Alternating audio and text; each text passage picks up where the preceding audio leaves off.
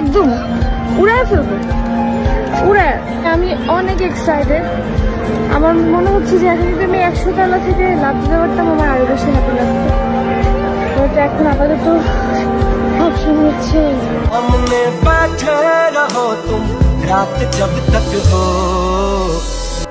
খুব দুঃখের সাথে বলতে হচ্ছে আত্মহত্যা করেছেন জায়েব আলভির স্ত্রী ইকবা।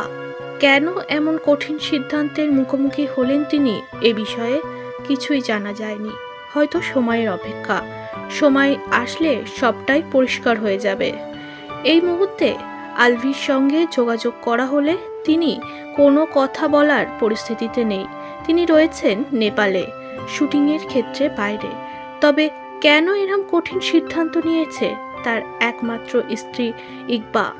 আজ থেকে 14 বছর আগে ভালোবেসে বিয়ে করেছিল আলভি এবং ইকবা।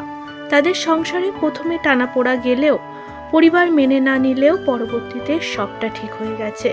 ঘরে রয়েছে একটা ফুটফুটে সন্তান। তবে সেই সন্তান ফেলে রেখে কেনই বা এরম কঠিন সিদ্ধান্ত নিলেন তিনি? আলভির সঙ্গে যোগাযোগ করার পরে জানা গিয়েছে, আলভি বলেছে তিনি এই বিষয়ে কিছুই জানে না। ইকবা তার বাপের বাড়িতেই এমন কঠিন সিদ্ধান্ত নিয়েছে এবং সেখান থেকেই তিনিও খবর পেয়েছে। তার মা বাবা আলভিকে সবটা জানিয়েছে। তবে কেন ইকবা এমন করেছে, হয়তো আর কিছুদিন গেলে সবটাই সামনে চলে আসবে। কোন কষ্টে ভেতরে ভেতরে পুড়ে মরছিল ইকবা, আর তার পরবর্তীতে সে এমন কঠিন চরম সিদ্ধান্ত নিয়েছে।